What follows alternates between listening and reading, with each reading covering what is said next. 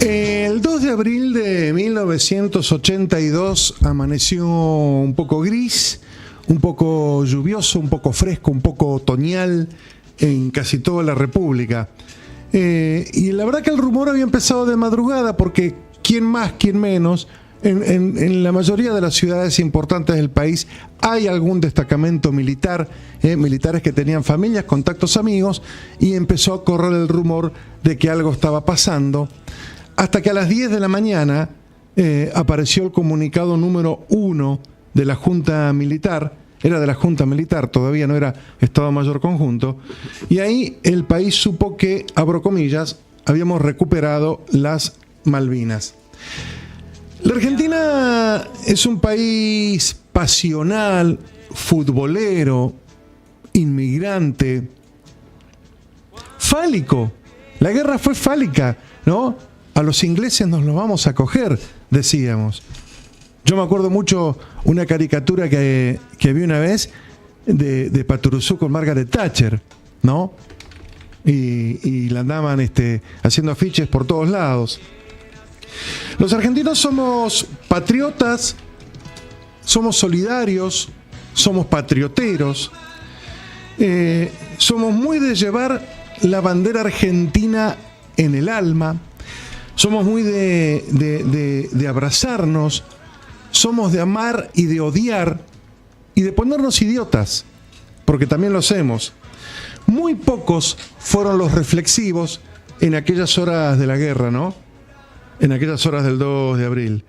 Muy pocos se dieron cuenta de que esto era el plan de supervivencia de una dictadura horrorosa, asesina, que había fundido el país y que buscaba quedarse por siempre jamás en el gobierno de la República. Y pensaron los militares de la época, con el apoyo de muchos civiles, que la gesta de Malvinas los iba a blindar de apoyo popular. Yo me acuerdo mucho la tapa de la revista Gente. Estamos ganando, decía, con una foto grande de los soldados en Malvinas, con el mismo 2 de abril, el 3 de abril en realidad a la mañana, yo les conté, destacaron un avión con periodistas de medios de Buenos Aires para hacer las primeras crónicas favorables a la guerra. La verdad que el rol de los medios en aquella guerra es un debate pendiente. Hoy me enteré que esta señora de acá hizo su tesis para recibirse sobre los medios en la guerra de Malvinas. ¿Cuál fue la conclusión de la tesis esa? Que en concreto nunca pudieron alterar absolutamente nada ni tener una información oficial fidedigna, porque todo les llegaba obviamente vía comunicación del Estado Mayor Conjunto y por tanto nada se podía chequear, y el único periodista que recordarás estaba en el espacio, en el lugar, en el teatro de operaciones, era oficialista. Entonces nada de lo que, fíjate, los periodistas locales que querían ir un poquito más allá y buscar algo más de información, se informaban con medios de Uruguay. Claro. Porque eran los únicos que no estaban contaminados, sí, con la información oficial. Con Radio Colonia. Bueno, entonces fue como una fiesta. Al principio fue así, las plazas, ese 2 de abril estaban las plazas repletas de gente. Cuento todo esto para que los chicos que no lo vivieron lo conozcan, ¿no?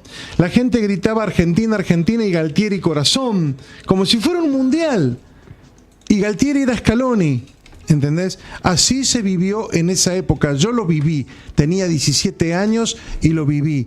Y salí a la calle como todos los boludos con la bandera, a gritar viva la patria. Porque había que diferenciar el error político monumental de la dictadura del patriotismo genuino que vivimos los argentinos, porque viene metido en nuestro ADN desde 1810. Entonces, a los pibes que mandaron a las islas les dieron un fusil, un crucifijo y arreglate. Los oficiales fueron los primeros en ver lo que pasaba, las enfermeras de Campo de Mayo. El otro día entrevistamos a algunas. Y la verdad que Malvinas nos interpela, nos emociona. ¿Qué sé yo? Yo era chico, vivía en Comodoro Rivadavia. Y me acuerdo cuando pasábamos por el puerto de Comodoro, le pregunté, miraba el mar y le preguntaba a mi madre si se podían ver Malvinas desde ahí. Las sentíamos nuestras, ¿entendés? Y entonces, cuando ocurre el conflicto, entonces ya era dar todo por la patria, porque nosotros somos así de exagerados, ¿eh? Media vuelta además a todo. Entonces muchas familias dieron a sus hijos, sus esposos, a sus yernos, a sus nueras. Mendoza tuvo 17 muertos en Malvinas. De los 600 y pico que murieron, 700 y pico que murieron en la guerra, muchos más después como consecuencias de la guerra. Bueno, en el conflicto, 17. 11 en el Ara General Belgrano, que fue hundido el 2 de mayo, y el resto en las islas. El primer muerto de Malvinas fue mendocino, Pedro Giaquino. Todo el mundo conoce su historia. Ahora, lo que verdaderamente cuesta, y hay que hacerlo para poder entender por qué nos emociona, por qué nos interpela Malvinas, es separar el coraje de los que fueron de la imprevisión tremenda de ir a una guerra a las apuradas, sin tener ni idea de la respuesta que iba a dar un enemigo realmente poderoso, sin tecnología suficiente, ni aliados adecuados, ni nada. Los mandos medios no sabían lo que pasaba, nadie estaba preparado. La clase 62 los soldados estaban casi todos, los soldados expertos, que por lo menos tenían un año de servicio militar, estaban todos de baja, o casi todos, y la clase 63 llegaban recién, eran nenitos, que se tuvieron que hacer hombres y soldados de un día para el otro, ¿entendés? Pero las pelotas que pusieron los soldados, los aviadores, los oficiales y los suboficiales que fueron a la guerra merecen todo nuestro respeto. Hubo un juicio militar y uno civil contra los comandantes de la guerra. Fueron condenados por la negligencia. Después los indultos de Menem dieron por tierra con todo.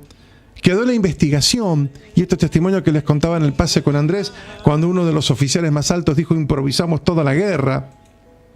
Pero hay que separar todo eso, todos esos errores, de los pibes que fueron y pusieron el pecho ante un enemigo gigante. Vos imaginate esos pibes, estaban en Malvinas, que siempre les habían dicho que eran nuestras, con la bandera argentina, un casco, un fusil y la foto de la mamá, de la novia o la estampita de la Virgen. Esos pibes eran Superman. Esos pibes eran superhéroes, Superman y Paturuzú, juntos. ¿Cómo los ibas a sacar de las islas? Con una fuerza como la británica. Realmente no había otra. Hubo 166 comunicados del Estado Mayor Conjunto durante el curso de la guerra, entre el de 2 de abril y el 14 de junio. Los escuché casi todos en estos días, buscando un patrón, y encontré dos: el optimismo desmedido del principio y la preparación de la derrota, porque ya para el comunicado número 100, cuando no había terminado mayo, después del hundimiento del Belgrano, los comunicados empezaban a hablar del enemigo poderoso, de los aliados poderosos, de Estados Unidos que los ayudaba, de la mayor magnitud de la fuerza, del armamento, de la tecnología. El penúltimo comunicado de la guerra dice, el mismo 14 de junio, que había tecnología que la Argentina ni siquiera conocía, ¿no? Si quieren venir, que vengan, dijo Galtieri, y vinieron. La verdad que la guerra de Malvinas fue un error espantoso que terminó en un desastre militar, en una tragedia que nos alejó probablemente para siempre de la posibilidad de recuperar las islas. Pero insisto, dividamos eso del orgullo por los pibes, por los soldados, por los que fueron y pusieron el cuero duro por la patria, por todos nosotros, por la integridad territorial de la República Argentina, por un país al que le venían tocando el culo, o el Bigle no fue eso, ¿no? Y si quieren podemos discutir un poquito de historia. Entonces, por esa única vez, en 1982, ¿qué nos pasó? Sentimos que éramos iguales a los poderosos, sentíamos que nos sentábamos a la mesa, sentíamos que éramos iguales al resto del mundo. No un país pobretón, en desarrollo, arrasado por problemas internos, golpes de Estado, dictaduras y represión. Los pusimos a todos en fila, como en el Mundial, hasta que nos despertaron con un baldazo de agua helada. Solamente los que fueron a las islas y los que vivimos esa época y vimos en las calles y recibimos a nuestros muertos y a nuestros heridos, supimos de primera mano la dimensión espantosa de lo que había pasado. Nunca más una guerra, pero que no se nos escape lo más importante, ni a nosotros, ni a los isleños, ni al mundo. Las Malvinas fueron, son y serán argentinas siempre. Que no se